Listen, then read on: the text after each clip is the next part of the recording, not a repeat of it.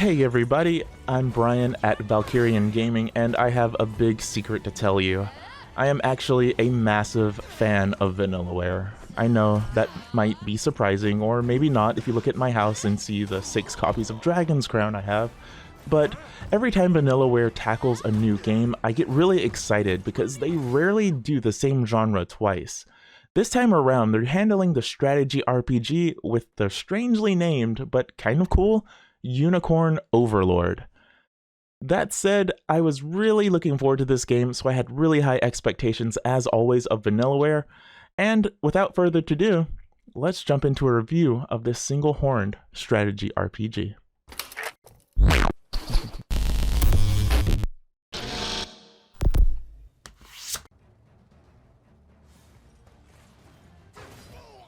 Like I said, I'm a Vanillaware fan, and a lot of that comes from their visual design. It's hard to describe exactly as a complete moron when it comes to art, but blending anime and hand-drawn elements makes their games a visual feast of East meets West, anime meets classical painting. Unicorn Overlord doesn't disappoint, as expected.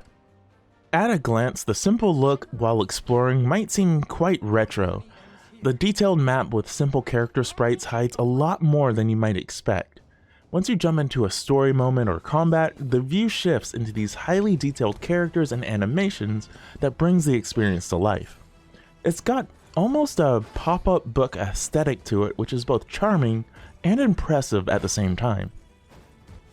If you played any of Vanillaware's other titles, you know what to expect. The game impresses with how clean and detailed everything is. Rolling along with the awesome Vanillaware visuals is a rock-solid soundtrack and impressive voice acting from start to end. Story in Unicorn Overlord might be a bit hit or miss depending on what floats your boat. The premise is we play as the Prince Elaine as he tries to set out and reclaim his throne from the clutches of tyranny.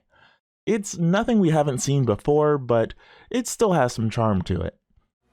The day will come when we look back at this, all of this, and feel we made the right decision.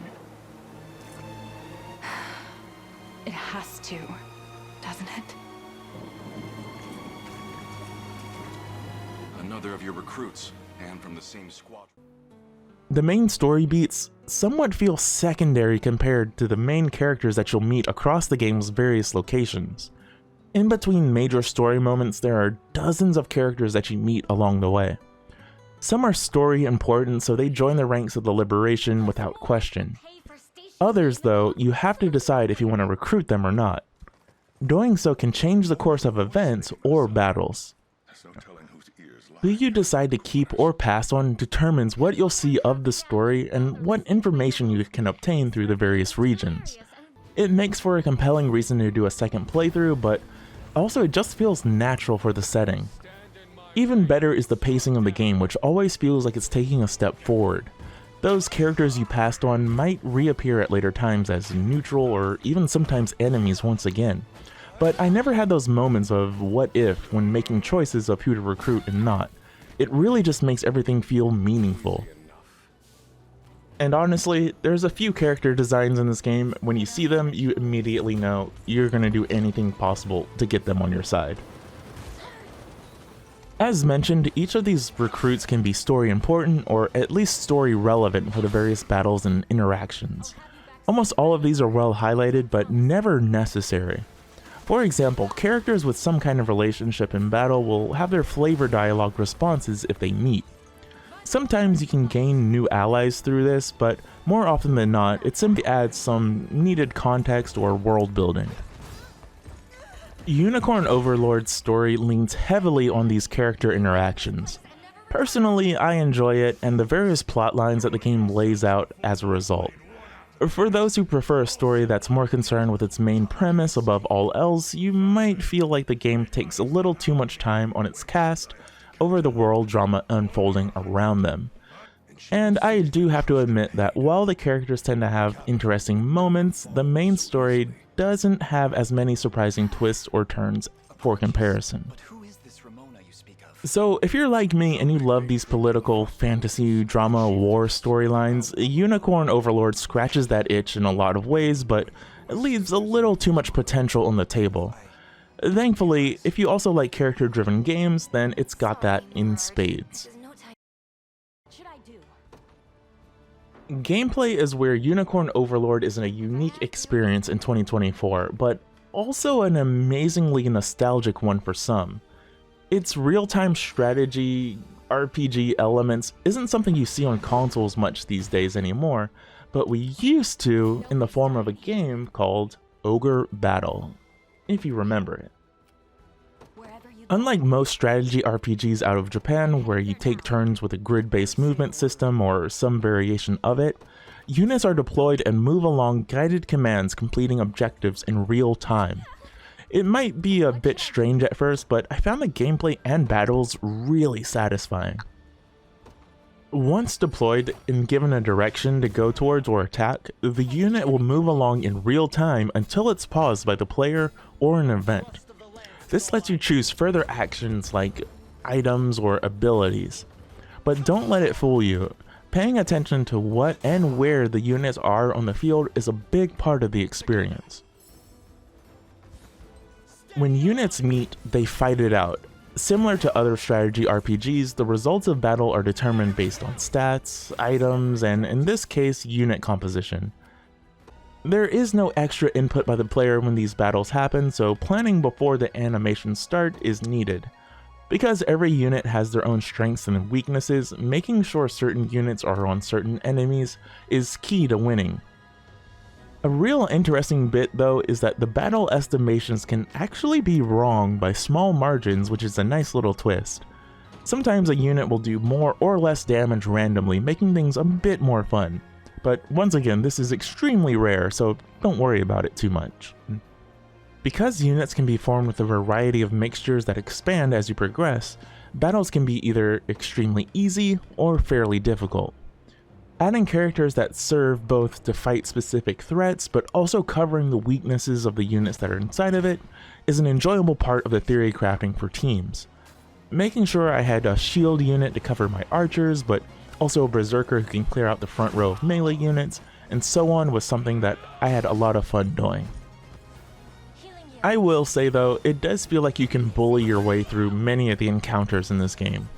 The game isn't particularly difficult if you play and form units in the way that's most obvious and effective. Your mix of units will almost always be more powerful than the game's out of pure creative freedom. Even with its ease though, battles are enjoyable thanks to a nice variety of encounters. They range from simply walking over to the base nearby and claiming it, to these massive skirmishes with traps, artillery, multiple points to take over, and dozens of units to fight through. It really lays on the scale when it wants to. And those beautiful characters also have some great attacks and movements to show off. It's always fun to see a new unit or attack get fired off on an enemy, some of which are genuinely impressive or unexpected. But if you just want to move things along, the game has a skip animations function as well as a fast forward. You'll love to see features like this. Outside of battles, there's actually quite a lot to see and do. Throughout the overworld, there are plenty of areas to liberate. Once that's done, the towns can be visited for things like shopping for supplies and equipment, a travel point, and deliveries. Deliveries provide rewards and expanded functions at towns like stationing a guard. Having a guard periodically grants supplies from the region as well as the ability to increase rapport between the characters. Those are small story snippets between characters that add some extra depth, but they're not particularly important overall.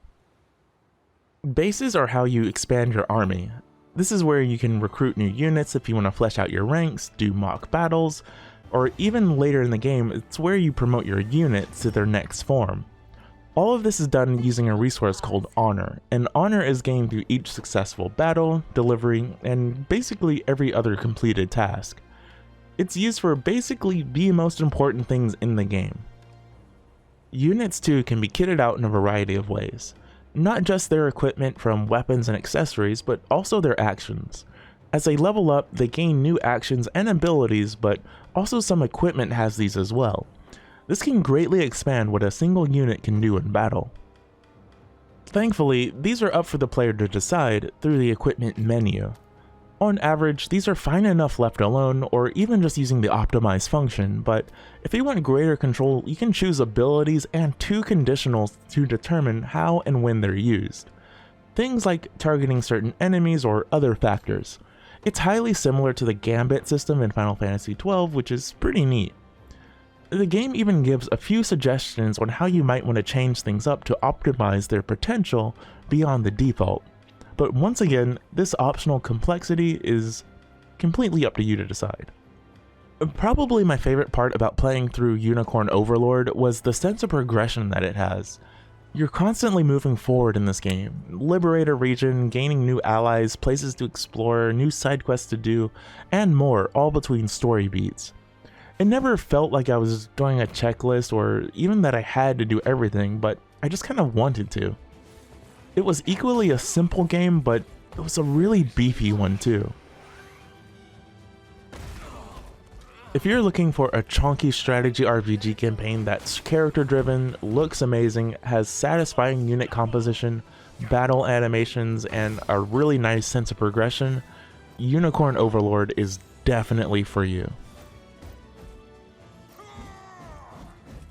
Walking into my stall and I just can't help myself.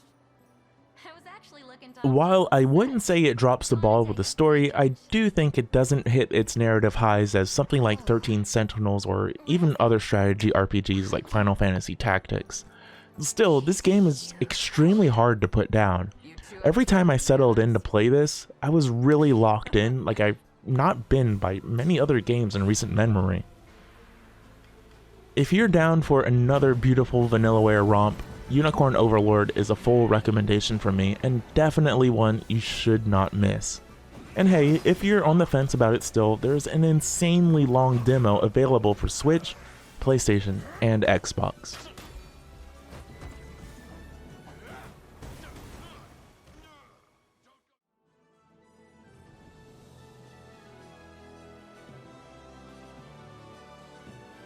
Thanks for taking the time to check out this review. I'm Brian at Valkerion Gaming, and I hope to see you back here for the next one. And I'm going to admit, I don't know when the next one will be exactly, because partly there's not many new games coming out that I'm super interested in, so I'm going to move over to some retro reviews, or maybe just some games that came out in the last few year or two that I just kind of missed, and some from way before that. But also, I'm going to be moving soon, so I'm not going to be in this apartment, thankfully, and maybe I can record higher quality stuff. I don't know. But also, I just wanted to apologize once again for the cold. Like I said, I'm moving soon, and I just really wanted to get this one knocked out. Even though I'm super sick. Sorry about the quality. But once again, stay safe out there. Hit the like, sub, bell, blah, blah, blah. Stay safe out there, and as always, be good to each other. It's a good thing to be nice to people. Peace.